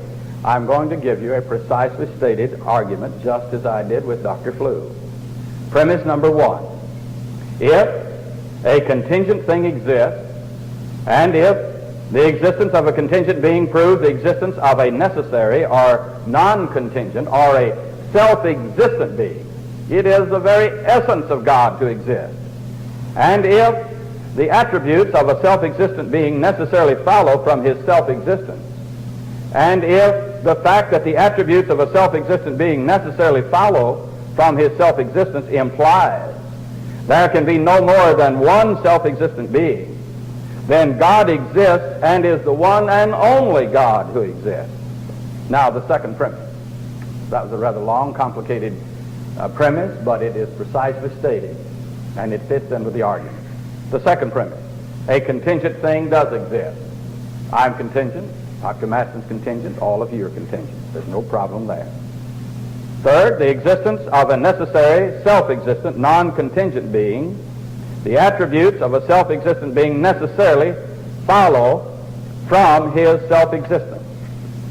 Fifth, the fact that the attributes of a self-existent being necessarily follow from his self-existence implies that there can be no more than one self-existent being. Now, the sixth premise is that all of these four preceding things that I've shown are true. I'll not take the time, I don't have the time, to repeat each one of them. But having shown all of this information, you can surely see that all of it is true. And seventhly, God does exist and is the one and only God who does exist. Now, having said that, it shows that I have shown that God exists as the self-existent one. He is perfect in goodness, perfect in justice, and is the one and only God. God is conducive of good. He is the ultimate good. Atheism is conducive of evil. We see that in the fruits of communism, as exemplified in Cambodia, Russia, and China. We see the fruits of atheism in our own nation, as it begins already to eat at the very moral fiber of our nation. You ought to be worried about your nation. You ought to be worried about its educational system, and so on. Now, I want to get into the book as a summation of what has happened so far as Dr. Matson's efforts are concerned. Chart number 4N, to be followed by 4N1 and N2 if I can get to them. I believe this is one of the largest lists of blunders, inconsistencies, self-contradictions, and admissions of defeat in which I've ever been encountered in any opponent. These are Dr. Matson's blunders, and by that I mean his inconsistencies, self-admissions of contradictions and defeat and so on. While he was in the affirmative, he claimed, number one, that the burden of proof was on me and not on him. Secondly, he claimed that he did not need to know how life originated. Third, he claimed that he as an atheist did not need to know that matter is eternal. Fourth, he claimed that he did not need to know how human life originated, the how of it. Fifth, he admitted that the infinite God, good God, may exist. Sixth, he tried to distinguish between the good infinite God of the flu debate and the so-called, by him, evil infinite God of the Matson proposition. The truth is that no distinction exists. We were discussing the God of the Bible in both cases. Seventh, he claimed to know merely from the concept of God that God does not exist. Eighth, he claimed that God's punishing constitutes a contradiction, namely that the good God could not punish even for 1 minute, either in this life or in the world to come. Ninth, he admitted that punishment as retribution is just and even necessary, thus admitting that some punishment is retributive, that is, in admitting that one human being can punish another. 10th, he claims that pointless suffering is the evil which warrants the deduction that God does not exist, question number 1 Monday night. Yet he himself cannot define pointless suffering, thus he cannot know that God does not exist by that line of reasoning. 11th, he admitted by implication from number 10 that the suffering inflicted by the Nazis upon the Jews could not, according to his position, be objectively morally wrong. 12th, he contradicted his position set out in number 11 by asserting true in question number 4 on Monday night that the Nazis were guilty of real objective moral wrong. 13th, he claimed that an omnipotent God could not punish him after death by saying that God, though omnipotent, could not reassemble and resurrect him. And I'll give attention to that in just a moment in more detail. 14th, he claimed that all the atheist has to do is to prove that God does not exist is to show problems in the theistic argument. This is nothing but agnosticism. It is not atheism, for atheists claim to know that God does not exist, and the burden is on their shoulders to prove that he does not merely to make objections to the theistic position, which is what they almost always confine their efforts to doing. 15, he claimed that murder is wrong because it is merely unpleasant and tends to lead to unpleasantness. 16, he claims that happiness is doing your own thing. 17, he claimed that all atrocities perpetrated under the guise of Christianity correspond to New Testament Christianity. I want to call your attention again to the fact that Christianity, true Christianity, is the religion of biblical authority. It is those who practice, who obey the New Testament teaching, who become Christians. In obeying the New Testament plan of salvation, that God adds to his church, and those who live in faithfulness to that teaching as Christians, that is Christianity. Those people do not perpetrate the kind of things that Dr. Matson has referred to. He claimed that Christianity is anti-Semitic. Note, in opening his speech, he admitted that he did not know much about the Bible, and that certainly constituted proof of it. The first Christians were Jews. And when the Jews cried out before Christ was crucified, "Let his blood be on us and on our children," those were not Christians. Christians did not begin till the first day of Pentecost following the resurrection of Christ. He claimed that foreknowledge, in the 19th place, implies predestination, and that the two imply determinism. And there is simply no such thing. If tomorrow at 1 o'clock I should eat a hamburger at a certain fast food place, today, right this moment, God knows that I will do it. But he does not make me do it by knowing it. He knows what I will freely do at that time. This point here is the old hack used by determinists. They ought to be completely total determinists to be atheists, because they are nothing but matter in motion, and therefore freedom is absolutely meaningless for one who holds the atheistic position, or it ought to be. They're inconsistent in holding that they are free men, and for him to even come here and debate to talk about persuading anybody is completely out of harmony with his own basic position. He claimed the philosophy of communism is not based on atheism. Of course, that's simply wrong. Marxist communism. I'm not talking about just somebody might say I'm a communist and maybe mean we ought to pool our goods together, but I'm talking about a Marxist communist. Marxist communism is based on atheism. It says that God is a figment of man's imagination and religion is the opium of the people, and so on. It's a strange thing to me to have to teach that to Dr. Matson. He claimed that a human being must have come from a non-human being, and he has absolutely no proof whatever. He's given no documentation for it at all, and he cannot do so. He claimed that a long period of time is the answer to the origin of human beings, but he's unable to tell the how of evolution. I have told him if he took 100 trillion years in time. You know, they like to say, given enough time, anything can happen. Well, if that's so, given enough time, then God may have come into existence. All right, thank you. But of course, they're not willing for that to happen. They want to pick out what they want to be possible to happen. He claimed that the law of excluded middle does not apply to human beings by imagining a third class, which is neither human nor non-human. He denied what he admitted in question 1 Tuesday night on the law of excluded middle. Now, the significance of that is that given Dr. Matson's position, we might have all of us to march by him and ask him to classify us as either non-human, human, or neither human nor non-human, and it would be completely right for him to put us in the gas ovens as the Nazis if he can't really know what a human being is. That's the implication of the kind of position that he has taken. He claimed that such expressions as woman and human are fuzzy concepts, thus claiming the inability to distinguish whether he or any other living thing is a woman or a man, or a human or a non-human. Thus he opens the door to a new Nazi Holocaust and or communist purge. He claimed on various occasions, compare questions number 2 and 4 on Monday night, that there is real, objective wrong, moral wrong, yet he has no basis for making this claim. Given his atheistic position, it's in violent conflict with it. 26, he claimed that in torturing and or murdering 6 million Jews, the Nazis were guilty of violating no law at all. Question number 5, Monday night. He admitted by implication from number 26, the preceding point, that the Nazis did nothing worthy of punishment, that is, not even of guilty of violating any law, but I've explained to you the higher law concept. 28, he claimed the judges at Nuremberg could not have been justified in concluding that the Nazis were guilty of real, objective moral wrong, that they were not guilty of real, objective moral wrong, thus contradicting his answer to question number 5 explained in blunder number 26 on the same night. All right, now in the final 3 minutes of my speech, I want to turn to charts number 84, M1, M2, and M3. Now, I'm sure that you recognize, in contrast to Dr. Matson's viewpoint, that these charts are not confusing, but rather are enlightening. They show you, help you to follow what I'm saying, and it shows you that I'm giving you a precise logical argument. Now, if I were just going to talk in generalities about history, well, I wouldn't want any charts either.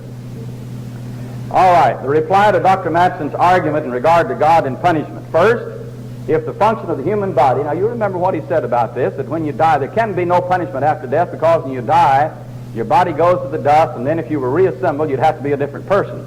But now remember, he says there's nothing to him but the physical matter. That's all there is. There's no spirit, no soul. If the function of the human body, in particular the central nervous system, implies a human being's consciousness, secondly, and if a human being's consciousness implies a human being's identity, then it follows that the function of the human body implies a human being's identity.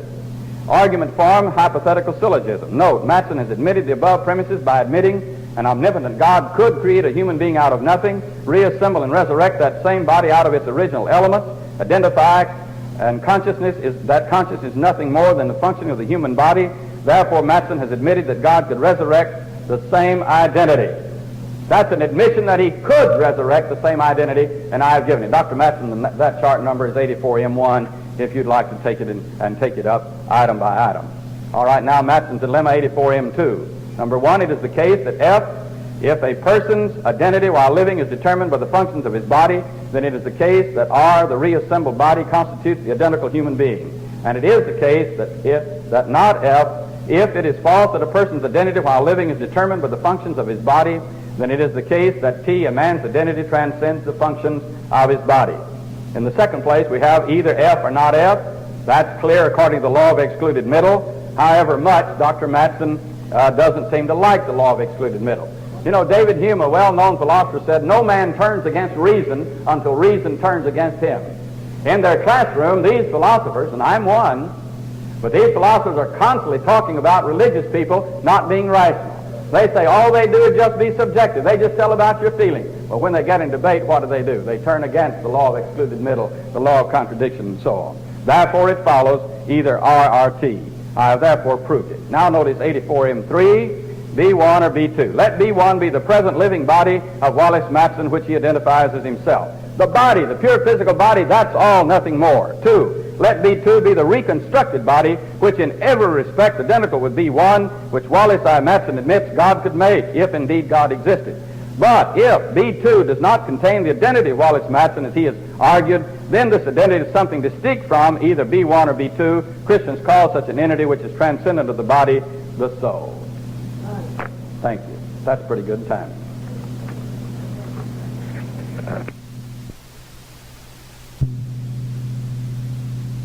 I think it fitting to devote my final 20-minute period to what used to be called a confession.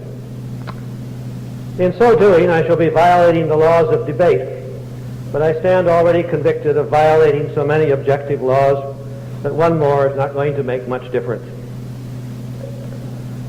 Some of you have asked me, but if you're an atheist, how can you bear to live without any purpose in life, any goal but extinction? Nothing making any difference in the end. I'll try to answer that question. To do so, I'll have to talk about myself. I was born in Oregon, but after my father's death when I was 3, my mother took me, her only child, to Fresno. Except for a few years with a stepfather with whom I didn't get on, she and my grandmother raised me. I was poor at games and good at school subjects, a combination very close to what geneticists call a lethal mutation. It was made even worse by my being put a grade and a half ahead in school, so that I was supposed to play baseball with boys of 1 or 2 years advantage in physical development. I was a lonely and unhappy child, spending most of my time off in a corner wrapped up in a book. Fresno had no symphony, no art gallery, no theater, but it did have a public library, an institution that I think is a much better educator than a public school. I read voraciously. I especially remember, first of all, Mark Twain, whose books I owned. They were almost the only inheritance I had from my father, but a rich inheritance. Then Voltaire's Candide. And I devoured every issue of the Popular Mechanics. And I discovered the American Mercury and H.L. Mencken. And Percival Lowell's book on the canals of Mars, which made me want to be an astronomer. And Andrew White's monumental history of the warfare between science and theology in Christendom. I had a proper Christian education, including compulsory Sunday school. But very early, I think I was only about 9, I formulated for myself the rationalist view that I've been expressing here. It grieved my mother when she found out about it, and it still does, and I'm sorry for that, but I feel no guilt about it. Just when I was starting high school, we moved to Sacramento, where I had the great good fortune to meet for the first time boys of my age who shared my interests. I don't mean atheistic ones.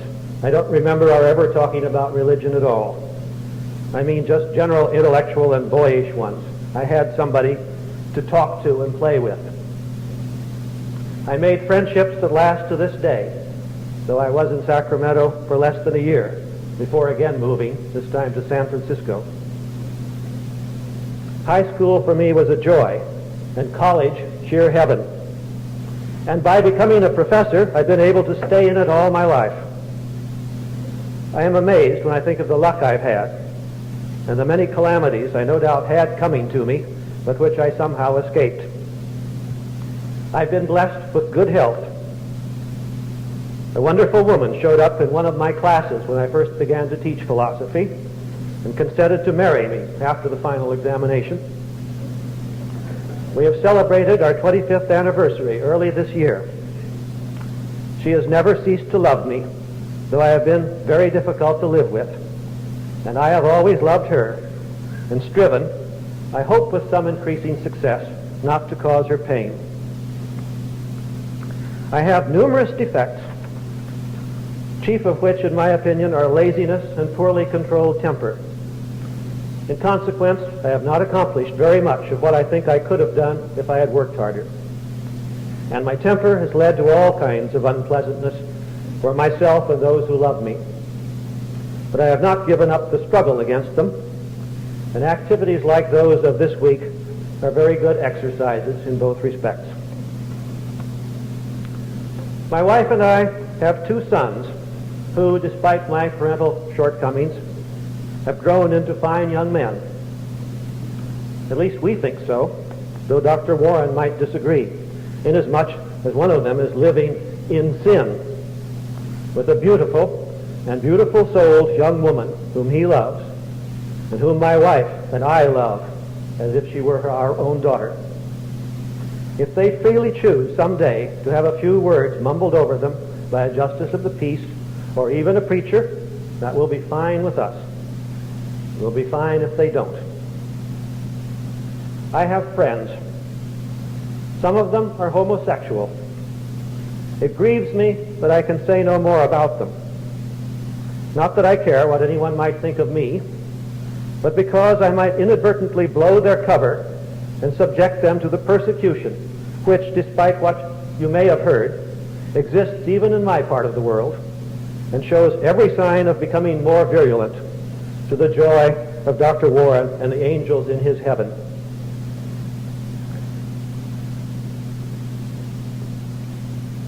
I delight in the contemplation of nature. In the first place, all of it, without exception, is aesthetically beautiful to my eye. I have never seen a landscape in mountains or desert or anywhere that I didn't find grand, nor an animal or a plant that was ugly, not even the warthog or the spider, when you can conquer your prejudice. There is ugliness aplenty in the world, but it is all man-made. I have walked around Tampa, in the downtown and the area to the northeast to Ybor City, and it is an abomination of desolation. About average for an American city, I think. In the second place, it is delight to me to learn about nature.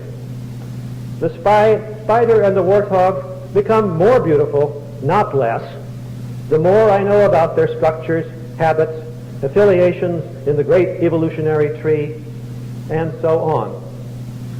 Some people seem to think that when you understand what makes something tick, it drains all the value out of it. It's then nothing but a hunk of matter, a mere machine, etc. I simply don't understand their attitude. My wife is a hunk of organized matter, and she is infinitely valuable to me, and I don't find the slightest clash between these facts. I value knowledge. I think knowing how things are is one of what I'll recklessly call the absolute values, valuable always and in all circumstances. If I hadn't experienced it, I doubt if I could believe that there are people who go to great lengths to conceal the truth about the world from themselves and from others. My delight in knowledge even goes to the extent that I like to read history books. The record of the crimes and follies of mankind, according to the great historian Gibbon. If this shows some kind of delight in horror in me, well, that's another defect. I delight in the arts, all of them, but above all, in music. When I listen to Bach's B minor Mass, or play, I am an amateur pianist and harpsichordist, when I play a piece by Chopin, often the tears literally come to my eyes. I am overcome by my awe that there have been men who created such grandeur. And no matter how many history books and newspapers I have just been reading, I am reassured in the certainty that it has, after all, been worthwhile to evolve man. And it would be a pity if he killed himself off. And being a philosopher, or trying to be, I reflect that the appalling amount of evil there is in the world is, as Spinoza teaches, not anything positive, but simply a lack, and primarily a lack of knowledge, as I tried to show in considering the instance of Hitler. St. Paul teaches that the love of money is the root of all evil. I have to disagree. Evil has many roots, no doubt including economic ones. But the taproot is ignorance. And the worst ignorance of all is the ignorance that Socrates called attention to. Not even knowing that you don't know, but persuading yourself that you have the truth by the tail and have a God-given right, nay, duty, to ram it down everybody else's throat. As a university professor, it is my duty to disseminate knowledge, to present it, that is, to take it or leave it, and to add to its stock. This I believe to be a worthy enterprise. It gives my life all the direction and goals it needs, as far as I can see. And I will fight you, Dr. Warren, if you try to take it away with your crusade to cleanse the state universities. But how can you face death if you believe it's nothing but extinction? People ask. I don't know. I just do. A psychological quirk, perhaps. I hope I don't die very soon, because I enjoy being in this wonderful world. And there's so much more I want to do. I want to run the marathon someday. At my advanced age, I have taken up running and found it has all the virtues claimed for it. Plus, in my case, liberation from the feeling I've had since childhood that I could never be good at anything physical. I'd like to learn to play the harpsichord as well as Bill Berkley does, or I'd like to write a novel. It would be great to make it to 98 in full possession of my faculties, like Bertrand Russell. But I don't fear extinction. I just don't. Why should I? Maybe one reason, I'm speculating here or conjecturing, maybe one reason is that, in my opinion, the country is going to hell in a bucket. You must pardon the expression. I think we had a good thing going, but we blew it. It makes me sad to think of what it may be like when my boys are as old as I am now. But suppose you're wrong, and God does exist, and you have an immortal soul after all. I have given thought to this possibility. I've tried to explain my reasons for not believing that there is a personal source of nature and man. But if there is, what a wonderful guy he or she or it must be to be the first cause of all this glory, to have endowed matter with the potentiality of evolving into Beethoven. One thing I'm absolutely certain of is that if there is such a being, he couldn't care less about the fact that, unlike Dr. Warren, I have masturbated, and indeed more than once, and even without repenting and calling for forgiveness. No, the creator of the earth and the starry heavens could by no possibility be also the creator of so squalid a place as hell. That, to my eyes, has all the marks of being an exclusively human product. Tampa compared to the Everglades. No attendance to the Chamber of Commerce. Recently, I've had occasion to reread the Gospels. I find much of value in the Gospel. I reread two beautiful texts that have always greatly impressed me. One is Jesus' saying that the Sabbath is made for man, not man for the Sabbath. The other is the story of the woman taken in adultery. I believe that these have been neglected by you, Dr. Warren, and that you might well meditate on them with great spiritual profit. But I try to live by secular texts as well. I may not always succeed, but at least I try. For instance, here are a couple from the novel Tristram Shandy by Lawrence Stern. The Reverend Lawrence Stern, I'm happy to emphasize. One place is where there has been a domestic mishap, as a result of which everyone is rushing about and shouting and accusing and demanding that steps be taken and so on. My Uncle Toby's advice, said Tristram, was to wipe it up and say no more about it. The other text is where a fly was buzzing around Uncle Toby's head and annoying him. Instead of swatting it, he carefully caught it in his hands, opened the window and let it out, saying, "Little fly, surely the world is big enough for me and thee." I have given you a glimpse into my lifestyle. I think it expresses my potential tolerably well. At any rate, I am a happy man. I'm not urging anyone else to adopt my lifestyle. It wouldn't fit my good friend Dr. Warren at all. And he, too, is a happy man doing his thing, expressing his potential. Is it not written, "In my Father's house are many mansions"? I thank you very much.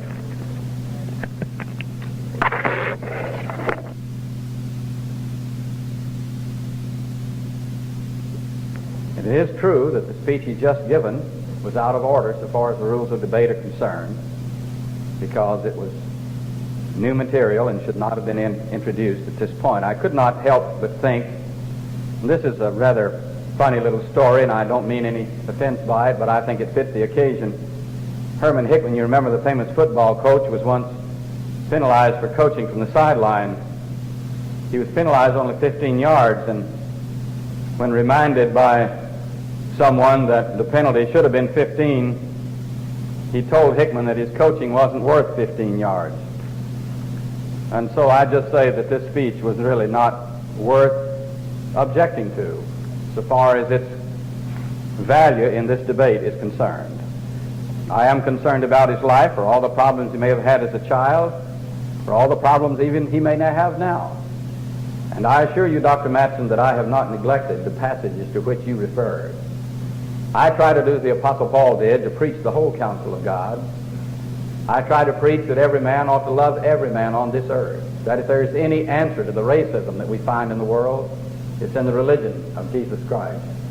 To recognize that the gospel has the great purpose of drawing all men into one body, that we may all be one in Christ. No matter whether you're from Africa, Europe, China, South America, where. Paul makes this clear in Ephesians chapter 2, verses 13 to 16. And to intimate that we do not love those who live in adultery or in homosexuality, or even that we do not love those who are guilty of murder, is to simply and flagrantly misrepresent us. The fact that we point out that these things are sin, and that those who live in willful disobedience and who die in that condition will be lost, does not mean that we do not love them. It was the same Lord who said to the woman taken in adultery, "Go thy way and sin no more," who said in Matthew chapter 7, verses 13 and 14, "Enter ye in at the narrow gate, for wide is the gate and broad is the way that leadeth unto destruction, and many are they that enter in thereby. But narrow is the gate and straight is the way that leadeth unto life, and few there be that find it." It was our same Lord who said, as recorded in Matthew chapter 25 and verse 46, regarding the great and awful day of the judgment, when every one of us shall be resurrected from the dead to stand before him to give an account for the deeds done in the body. 2 Corinthians chapter 5, verses 10 and 11. And there the Lord Jesus Christ, who loved every person, even Wallace Matson, who was aware of his unhappy childhood, was aware of his problems even today, who loves him in spite of all that he said against him, and who would forgive him, even as he would have forgiven Judas. And Judas had come as did Peter in penitence, and in effect fallen down and said, "Oh Lord, forgive me, I know I've been wrong." Our Lord would have been as willing to put his arm around Judas in loving kindness and forgiveness as he was Peter. Peter denied him, Judas betrayed him, but Peter repented. And whose sermon do we have recorded in the 2nd chapter of Acts but that of Peter? Dr. Matson, that's Christianity. We're brought together in one body to love each other because we love Christ. Just as two ants are on a wheel, walking around it, as they begin to walk down the spokes, coming nearer to the hub, they're coming nearer to each other. There's no way that two people can come nearer to Christ without coming nearer to each other. How deeply sorry I feel for every person who has rejected God, for every person who has rejected the gift of God, for every person who, in spite of the fact that Jesus said, "Come unto me, all ye that labor and are heavy laden, and I will give you rest. Take my yoke upon you and learn of me, for I am meek and lowly in heart, and you shall find rest in your soul." I've had a great deal of tragedy happen in my life, but I'm not here to tell you about me, but about him who died for you, that you might live forever.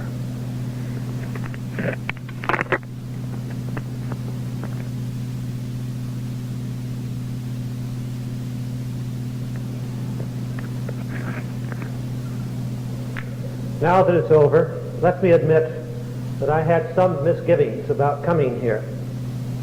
My wife tried to persuade me to call it off. She said, "You go preaching atheism in the Bible Belt, and some nut is going to take a poke at you for Jesus' sake." And I was afraid she might have a point, and I am a cowardly type.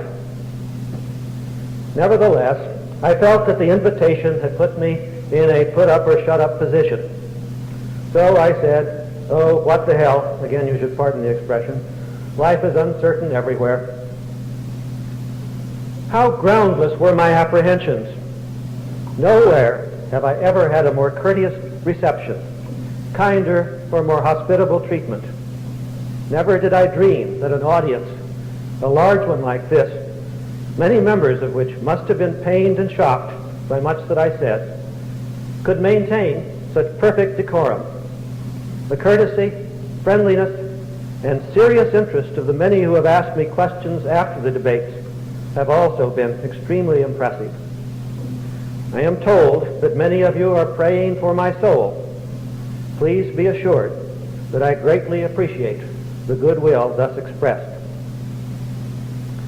It would be a falsehood, or at least an exaggeration, if I said I had enjoyed every minute of it. But on the whole, it has been a great time for me.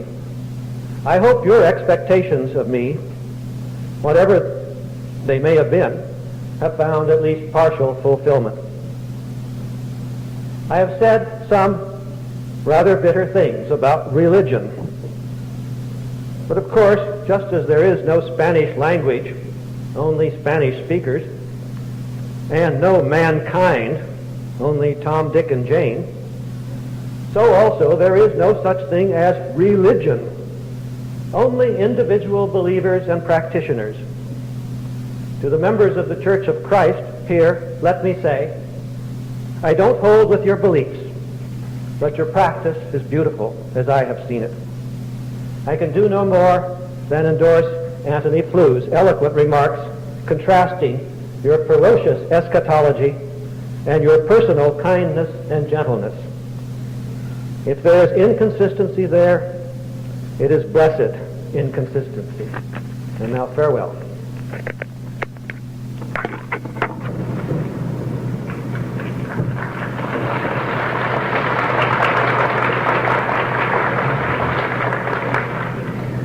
We have restricted you from doing that throughout the week in view of keeping down emotionalism, but I'm going to encourage it now. I think the audience does appreciate Dr. Matson, his scholarship, his wisdom, his training, his ability. And as we started out in this series, we've stated and have continued to state it, we do not believe that there is a man anywhere in our nation that has the training and the ability to uphold the position which he has espoused that would be superior to Dr. Matson.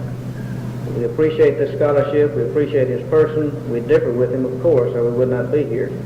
But I want the audience to express their appreciation both to Dr. Matson and to Dr. Warren. And you know how we feel about Dr. Warren.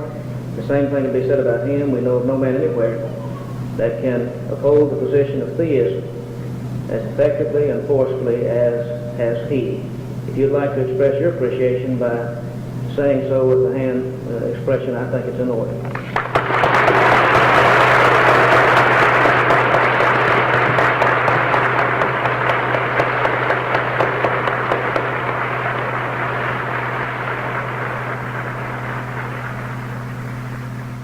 For watching this video. If you like this content and if you want to see more of it, please leave a like on the video and be sure to leave a comment underneath telling us what you thought about the video. And please subscribe to our channel for more content like this. Alright, I hope everyone has a great day.